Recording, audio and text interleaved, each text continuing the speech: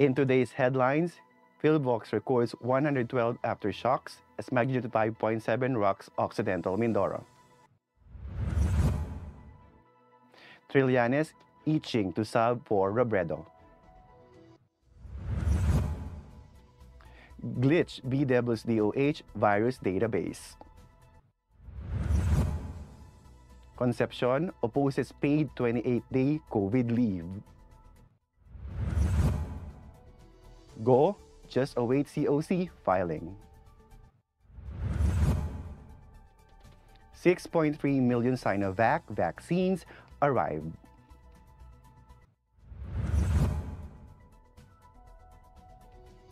Three dead, dozens injured after U.S. train derailment. U.S. young guns overwhelm Europe for Ryder Cup victory. PAGASA monitors typhoon outside PAR. Good morning, I am Kim Sancha and this is Tribune News on Cue. Today is September 27, 2021 and these are the latest news this Monday morning.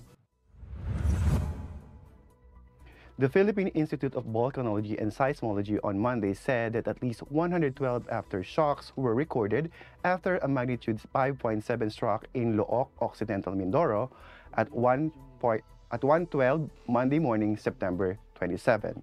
In a radio interview, Phivolcs Director Renato Solidum added that the Phivolcs expects more aftershocks. At the same time, Solidum called on the public to be prepared in case another strong quake will hit the country. Phivolcs said that the strong quake with a depth of 76 kilometers was located 18 kilometers north, 43 degrees east of Looc, Occidental Mindoro. Phivolcs said that intensity 4 was felt in Calatagan, Lian, Lipa, Malbar, and Nasugbu, Batangas, Malolos and Obando in Bulacan, Cavite, General Trias, Naik, Amadeo, Bacoor, Dasmariñas, Tagaytay, and Tanza in Cavite, Binyan City and Cabuyao City in Laguna, Las Piñas, Malabon, Mandaluyong, Manila, Marikina, Muntinlupa, Parañaque, San Juan, Taguig, Pateros in Metro Manila, Abra de Ilog, Looc, Lubang, and Mamburao in Occidental Mindoro, Baco, Nauhan, and Puerto Galera in Oriental Mindoro, San Mateo and Taytay in Rizal, while intensity 3 was felt in Santo Tomas, Batangas, Macari City, Pasay, Pasig, Quezon, Valenzuela, Santa Cruz, Oriental Mindoro, Antipolo City, Socorro, Oriental Mindoro, intensity 2 in Los Baños, Laguna, Palayan City, Nueva Ecija, and intensity 1 in Arayat, Pampanga. Trillanes itching. Vice President Leni Robredo once again played the Marcos Bogeyman card while claiming she's still undecided whether to run for president in the May 2022 elections. Robredo said she'll decide on or before October 8, the last day of the filing of certificates of candidacy at the Commission of Elections. But Robredo's self-proclaimed supporter, former Senator Antonio Trillanes IV, cut her deadline to noon during the last day of filing. Trillanes said he'd run for president himself if Robredo would not make the morning deadline. Political pundits and netizens lampoon both Robredo and Trillanes for their alleged attempts to drum up non-existent support for their bids, and Trillanes for itching to take Robredo's place in the surveys. Robredo has been introduced to an also-run potential candidate for president, but she claimed over the weekend she still has plenty of mass support. Trillanes, on the other hand, gassed up and floated his own balloon, apparently with his inclusion in the shortlist of the opposition, Isambayan's potential presidential candidates. Senator Pamphilo Lacson and Manny Pacquiao and Manila Mayor Francisco Isko Moreno Domagoso have already announced their respective presidential bids. In her weekly radio show, Robredo admitted that fielding a unified opposition bet against the administration's standard bearer has become a pipe dream. The country's COVID-19 death toll remains stuck at 37,405 mark on Friday and Saturday, but not because the virus has stopped taking lives. A glitch in its database COVID Kaya has stopped the Department of Health from updating the confirmed deaths from the respiratory disease, IT said. Over the weekend, the DOH said in a statement that technical issues have hounded COVID Kaya, a digital platform used by government as an epidemiological surveillance system, collating data from healthcare and test facilities. The Department of Information and Communication Technology was addressing the problems encountered by the system, the DOH has said. On Saturday, the fatality report in the case bulletin remained blank despite an assurance from the DOH that the problem has been identified and fixed. Earlier this week, the DOH reported a decrease in the 2021 case fatality rate, or CFR, among COVID-19 cases despite cases increasing by 3 times as many. From 2.47% last year, the country's CFR decreased to 1.47%. Among all the regions, Metro Manila has the highest number of cases in 2021, but has had the lowest CFR at less than 1%.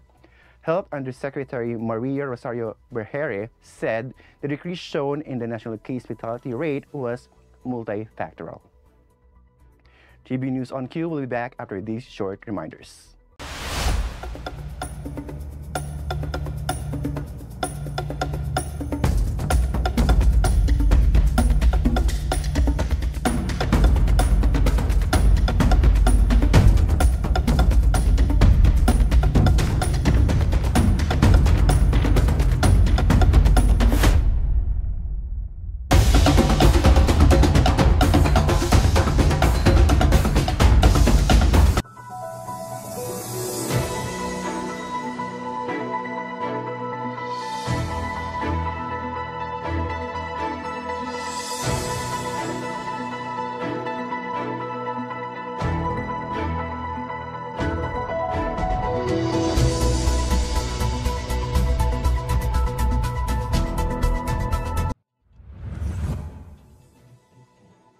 And we're back on Tribune News on Q. Presidential Advisor for Entrepreneurship Joey Concepcion on Sunday opposed a proposed measure by Senator Lito Lapid seeking to provide up to 28 days of paid leave for workers that will undergo mandatory quarantine for COVID-19 or when exposed to dangerous chemicals. Lapid Senate Bill 2404, entitled Paid Quarantine Leave Benefit Act, mandates employers to provide their workers paid leave equivalent to their daily wage rate during the entire period of isolation. In an interview, Concepcion said he is not in favor of the measure as most employers have already provided employees with vaccines free of charge. Lapid's proposal is on top of workers' existing sick leave, hazard pay, and other benefits granted under collective bargaining agreements or the present laws.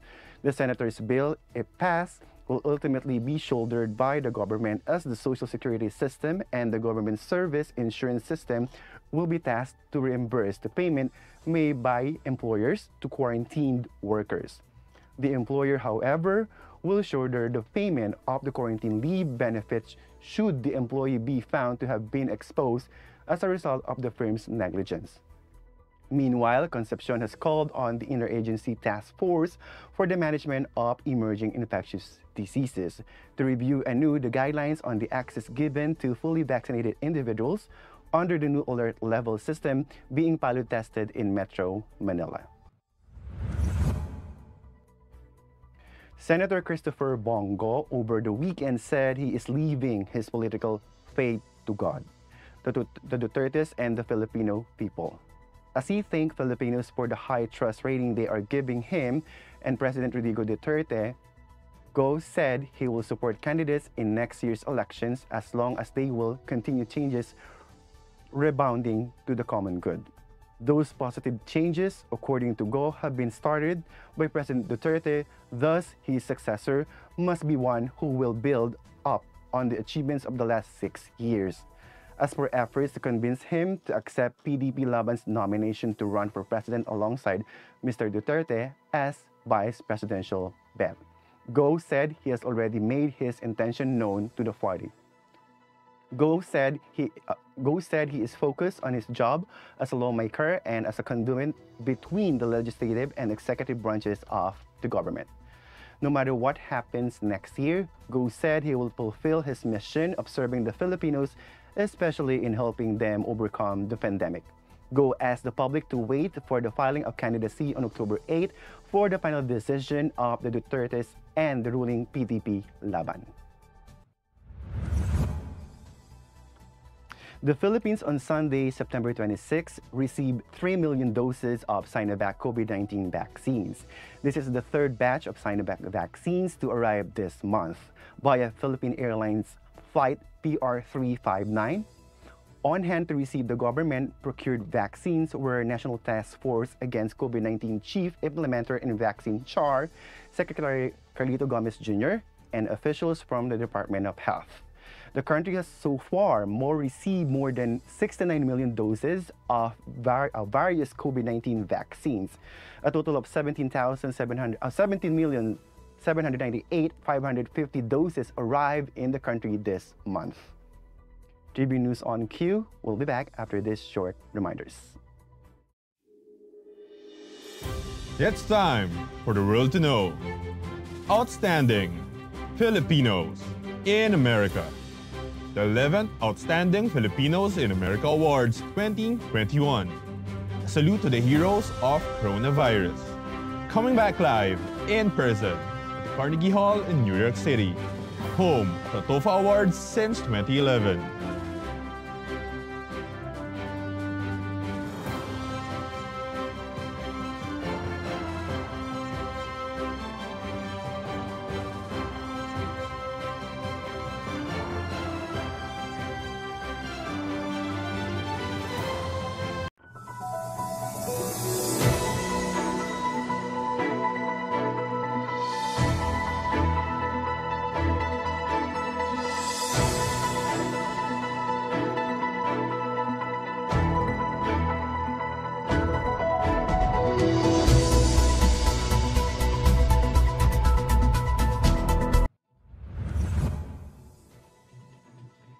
And we're back on Tribune News on Q.